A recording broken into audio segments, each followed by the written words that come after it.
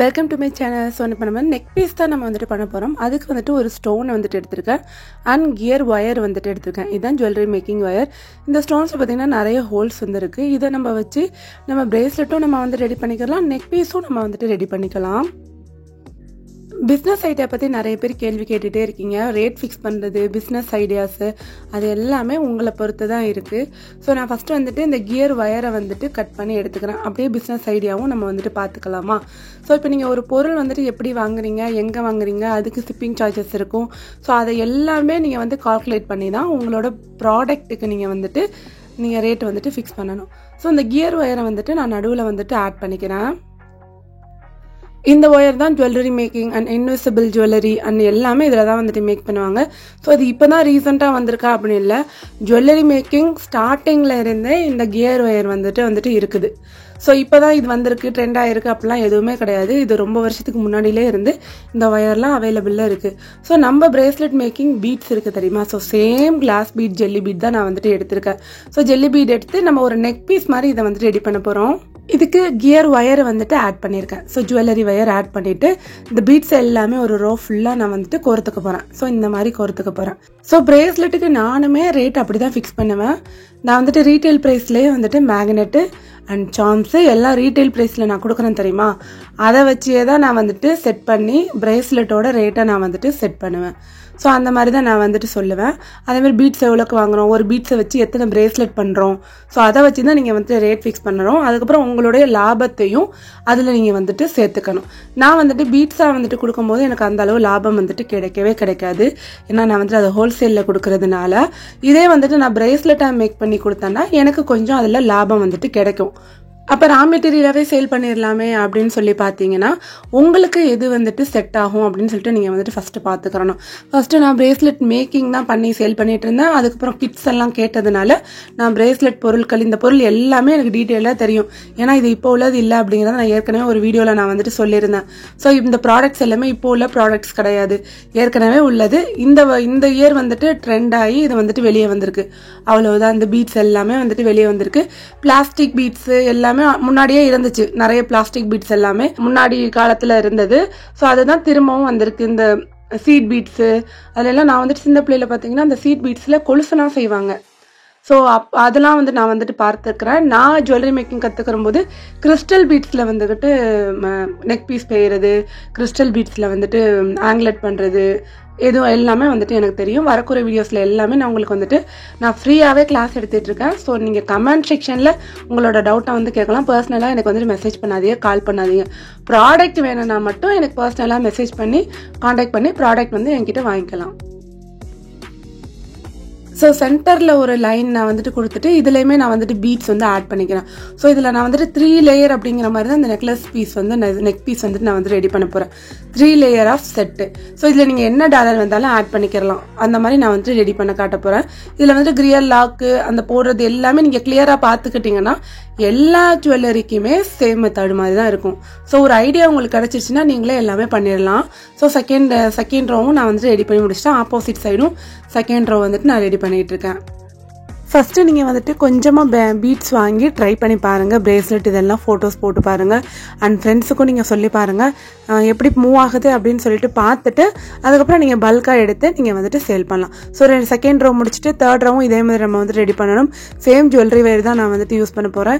இன்னும் இன்னோவேட்டிவான jewellery making ரிலேட்டடாக உங்களுக்கு வீடியோஸ் வேணும்னா நான் ஒரு கிவ்அவே அனௌன்ஸ் பண்ணியிருந்தேன். ஒரு ஆளுக்கு வந்துட்டு டச் வாட்ச் கொடுக்குறேன் அப்படின்னு சொல்லிட்டு பார்ப்போமே இந்த வீடியோ கீழே யார் பர்பிள் ஹார்ட்டு நோட் பண்ணிக்கிறேங்க, யார் பர்பிள் ஹார்ட் வந்துட்டு கொடுக்குறாங்கன்னு பார்ப்போம். ஸோ அந்த மாதிரி யாராவது நான் கேட்ட கேள்விக்கு கரெக்டாக பதில் கொடுத்து பர்பிள் ஹார்ட் கொடுத்துருக்காங்கன்னு பார்க்கலாம். ஸோ அதுலேருந்து நம்ம செலக்ட் பண்ணி அவங்களுக்கு வந்துட்டு டச் வாட்ச் வந்துட்டு நம்ம கிவ்அவேவாக கொடுக்கலாம். இப்போ ஹோல்சேலில் எப்படி அப்படின்னு சொல்லிட்டு பார்த்தீங்கன்னா பல்காக எடுத்தோம்னா இப்போ இந்த ஒரு லைனே வந்துட்டு 20 பீசஸ் எடுக்க சொல்கிறாங்க, 20 சேம் கலரில் எடுக்க சொல்கிறாங்க. ஸோ அந்த மாதிரி எடுத்தோன்னா வந்துட்டு நமக்கு வந்துட்டு பல்க் ஆர்டராக அவங்க வந்துட்டு கன்சிடர் பண்ணுவாங்க. எல்லாமே மிக்ஸ்டு கலராக தாங்கன்னு கேட்டாலும் அவங்க வந்துட்டு கொடுக்க மாட்டாங்க, ஹோல்சேலில் கொடுக்க மாட்டாங்க. ரீட்டைலர்ஸ்கிட்ட வேண்டாம், இந்த மாதிரி ஒரு பீஸாக இருக்கும், நம்ம ரீட்டைலர்ஸ் கிட்ட வந்துட்டு ஒரு பீஸ் நம்ம வந்துட்டு வாங்கிக்கலாம். ஸோ இந்த மாதிரி 3 லேயர் நான் வந்துட்டு ரெடி பண்ணிக்கிறேன். அப்புறம் ரேட் ஃபிக்ஸ் பண்ணுறது பற்றி இன்னும் டவுட் இருந்துச்சுன்னா நீங்கள் கால்குலேட்டர் எடுத்து கால்குலேட் பண்ணுங்கள். அதாவது நீங்கள் அந்த ரெடி பண்ணுறீங்களா அதுக்குன்னு ஒரு 20 ரூபீஸ் எக்ஸ்ட்ரா வச்சுக்கிறங்க. நீங்கள் ரெடி பண்ணி கொடுக்கறதுக்கு 20 rupees. அண்ட் ப்ராடக்ட்ஸு, அந்த ப்ராடக்ட்ஸ் போக நீங்கள் ரெடி பண்ணி கொடுக்கறதுக்கு 20 rupees வச்சுக்கிறங்க. சில பேர் 50 rupees வைப்பாங்க. நம்ம ரெடி பண்ணி அது வந்து எத்தனை நாள் டைம் எடுக்குதுன்னு பாருங்கள். ஒரு பொருள் 2 நாளோ 3 நாளோ டைம் எடுத்துச்சுன்னா ஸோ அதுக்கு நீங்கள் வந்துக்கிட்டு எக்ஸ்ட்ரா சார்ஜஸ் நீங்கள் பண்ணி தான் ஆகணும். ஏன்னா நீங்கள் அத்தனை நாள் நீங்கள் வேலை பண்ணி நீங்கள் அதை வந்துட்டு ரெடி பண்ணும்போது அதுக்கு நீங்கள் எக்ஸ்ட்ரா சார்ஜஸ் பண்ணி ஆகணும். ஸோ இந்த மாதிரி 3 layers நான் வந்துட்டு கோர்த்து முடிச்சுக்கிறேன். சில விஷயங்கள்லாம் ரொம்ப கஷ்டமாக ஒரு விஷயங்கள் நீங்கள் பண்ணும்போது அதுக்கும் நீங்கள் வந்துட்டு சார்ஜஸ் பண்ணிக்கலாம். ஸோ இதுதான் மெயினுங்க ஜுவல்லரி மேக்கிங்கில். ஸோ இதை வந்துட்டு கனெக்டர்னு சொல்லுவாங்க. இதை தான் நான் வந்துட்டு இதில் வந்துட்டு கனெக்ட் பண்ண போகிறேன். இதுக்கு வந்துட்டு கியர் லாக் வந்துட்டு நம்ம வந்துட்டு யூஸ் பண்ணணும். ஸோ அது எப்படின்னா சின்னதாக முத்து மாதிரி இருக்கும், நச்சு விட்டோன்னா அது வந்துட்டு லாக் ஆயிரும். ஸோ ஃபஸ்ட்டு இதில் வந்துட்டு நான் வந்துட்டு மாட்டி விட்டுட்டு கியர் லாக்கையும் போட்டு அதை அப்படியே வளைச்சி நான் இதை வந்துட்டு கொண்டுட்டு வர போகிறேன். ஸோ இந்த மாதிரி வளைச்சி நான் வந்துட்டு இந்த கியர்லாக்குள்ளேயே இந்த வயரை விட்டுட்டு இதை அப்படியே நம்ம வந்துட்டு நச்சு விட போகிறோம். நச்சு விட்டோம்னா அது அப்படியே லாக் ஆகி அப்படியே ஸ்டாப் ஆகி நின்றுக்கிறோம். ஸோ இதுதாங்க வந்துட்டு பிகினிங்லேயும் இது தான் பண்ணுவாங்க, எண்டிங்லேயும் இது தான் பண்ணுவாங்க. ஸோ இதுதான் மெயின் கியர் லாக்கில் வந்துட்டு நம்ம லாக் பண்ணுறது. ஸோ இதை நம்ம வந்துட்டு லாக் அப்படின்னு சொல்லுவாங்க, கியர் லாக்குன்னு சொல்லுவாங்க. இது வந்துட்டு முத்து மாதிரி இருக்கும், சின்னதாக பேர்ல் மாதிரி இருக்கும். இதை நச்சு விட்டோடனே இது வந்துட்டு என்ன செய்யணும்னா அப்படியே நசிங்கி அது அப்படியே லாக் ஆயிரும்.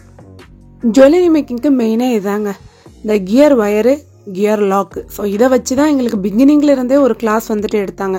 ஸோ இதை கற்றுக்கிட்டா போதும், நீங்கள் எந்த ஜுவல்லரியாக இருந்தாலும் நீங்கள் மேக் பண்ணிடலாம் அப்படின்னு சொல்லிட்டு ஸ்டார்டிங் எண்டிங் அப்படிலாம் நீங்கள் வந்துட்டு பண்ணிக்கலாம். ஸோ இந்த மாதிரி தான் நான் வந்துட்டு லாக் போட்டு முடிச்சிட்டேன். ஸோ இதான் மெயினு. ஸோ இதே மாதிரி 6 இடத்துல நம்ம வந்துட்டு பண்ண போகிறோம். இந்த 3 layers இருக்குல்ல, ஸோ இந்த 3 இதுலேயுமே நம்ம வந்துட்டு இந்த கியர் லாக்கை மாட்டி நம்ம வந்துட்டு கனெக்ட் பண்ண போகிறோம். அதே மாதிரி ஆப்போசிட் சைடும் நம்ம வந்துட்டு கனெக்ட் பண்ண போகிறோம். நீங்கள் எப்படி ரேட் ஃபிக்ஸ் பண்ணுறதுன்னு என்கிட்ட வந்துட்டு கொஸ்டின் கேட்காதீங்க. ஏன்னா நான் கொடுக்குற ரேட் வந்து டிஃப்ரெண்ட்டாக இருக்கும். இப்போ வந்துட்டு மேக்னெட் சாம் வச்சு கேட்குறாங்கன்னு வச்சுக்கோங்களேன், அந்த பிரேஸ்லெட்டோட ரேட் வந்துக்கிட்டு டிஃப்ரெண்ட்டு. இதே நார்மல் ஒரே ஒரு சாம் மட்டும் வச்சு கேட்குறாங்களா, ஸோ அந்த பிரேஸ்லெட்டோட ரேட் வந்துட்டு டிஃப்ரெண்ட்டு. அப்படி இருக்கும்போது இப்போ வந்துட்டு நம்ம வந்து பீட்ஸை மட்டும் வச்சு நம்ம வந்து கனெக்ட் பண்ண போகிறது இல்லை. இப்போ கிளாஸ் பீட்ஸில் கேட்டாங்கன்னா ஒரு ரேட்டு, கிறிஸ்டல் பீட்ஸில் கேட்டாங்கன்னா ஒரு ரேட்டு. ஸோ இப்போ வந்துட்டு நீங்கள் நார்மல் சாம்ஸ் வந்துட்டு யூஸ் பண்ணுறீங்க அப்படின்னா அது ஒரு ரேட்டு. இன்னொன்று பட்டர்ஃப்ளை சாம்லாம் பார்த்தீங்கன்னா ரொம்ப ஹை ரேட்டு. அது மாதிரி பட்டர்ஃப்ளை சாம்ஸ்லாம் நீங்கள் வந்துட்டு ஒரு பீட்ஸில் நீங்கள் ஆட் பண்ணும்போது அதுக்குமே வந்துட்டு ரேட் வந்துட்டு ஹையாக தான் இருக்கும். இன்னொரு காமனான கொஸ்டின் என்னன்னா, நீங்கள் எங்கே பர்ச்சேஸ் பண்ணுறீங்க? நான் வந்துட்டு ஃபஸ்ட்டு நான் பர்ச்சேஸ் பண்ணது வந்துட்டு ஒரு ரீட்டெய்லர்கிட்ட. நான் ஆல்ரெடி எப்போவுமே சொல்லிட்டே இருப்பேன், ஒரு ரீட்டெய்லர்கிட்ட தான் வாங்கினேன், ரீட்டெய்லர்ஸ்கிட்ட தான் நான் ஒரு வெப்சைட்டில் வாங்கினேங்கிறதும் ஒரு ரீட்டெய்லர்கிட்ட தான் வாங்கினேன். மொத்தது எல்லாமே வந்துட்டு வாங்கும்போது ஒரு ரீட்டெய்லர்கிட்ட ஒரு சாம்பிள் பார்க்கணும் அப்படின்னா நம்ம ரீட்டெய்லர்கிட்ட வாங்கி தான் சாம்பிள் வந்துட்டு நம்ம வந்துட்டு பார்க்க முடியும். ஏன்னா ஹோல்சேலர்ஸ் வந்துட்டு 100 pieces எடுக்க சொல்லுவாங்க. சாம்ஸ் ஒரு டிசைன்லேயே 100 piece எடுங்க அப்படின்னு சொல்லுவாங்க.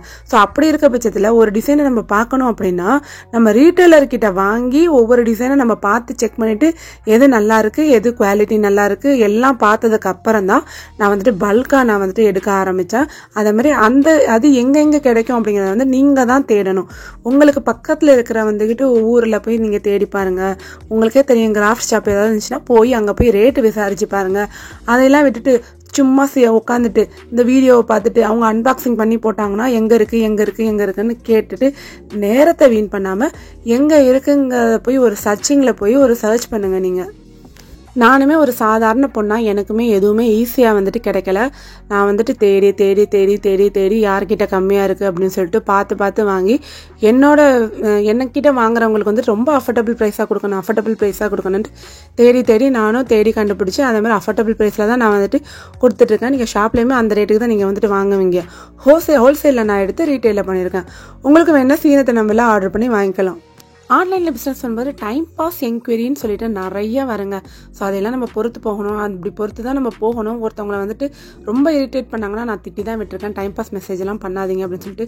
ஏன்னா கண்டினியூவான கால் பண்ணிகிட்டே இருப்பாங்க, கண்டினியூவாக மெசேஜ் பண்ணிகிட்டே இருப்பாங்க. ஆனால் எதுவுமே வாங்க மாட்டாங்க, வாங்குற ஐடியாவில் இல்லை அவங்க. அப்போயே நம்மளை வந்துட்டு டிஸ்டர்ப் பண்ணணும். ரேட்டு கேட்டு இப்போ உங்களுக்கு என்ன ஆக போகுது, நீங்கள் உங்களுக்கு ரேட்டு தான் வேணும் அப்படின்னா நீங்கள் வெளியே போய் விசாரிங்க, நம்மளை வந்துட்டு டிஸ்டர்ப் பண்ணக்கூடாதுல்ல. அப்படியே பேசிட்டு நான் மிஸ்டேக் பண்ணிட்டேன் பார்த்தீங்களா, லாஸ்ட்டை தூக்கி நான் வந்துட்டு நடுவில் மாட்டி விட்டேன். என்னடா இது பண்ணி வச்சுருக்கேன் அப்படிங்கிற மாதிரி. ஃபஸ்ட்டு இது எல்லாத்தையுமே நம்ம வந்துட்டு கட் பண்ணிவிட்டு இதை கரெக்டாக நம்ம வந்துட்டு அரேஞ்ச் பண்ணணும். ஸோ எப்படி அரேஞ்ச் பண்ணணும்னா இதை கட் பண்ணி தான் நம்ம எடுக்கணும். ஸோ கட் பண்ணி எடுத்துகிட்டு தான் நம்ம வந்துட்டு இதை வந்துட்டு அரேஞ்ச் பண்ணணும். ஏன்னா கியர் லாக் போட்டு நம்ம வந்துட்டு லாக் பண்ணிட்டோம். ஸோ இந்த மாதிரி அரேஞ்ச் பண்ணதுக்கப்புறம் இப்படி தான் இருந்துச்சு. நான் வந்துட்டு 3யுமே கரெக்டாக பர்ஃபெக்டாக ரெடி பண்ணிட்டேன்.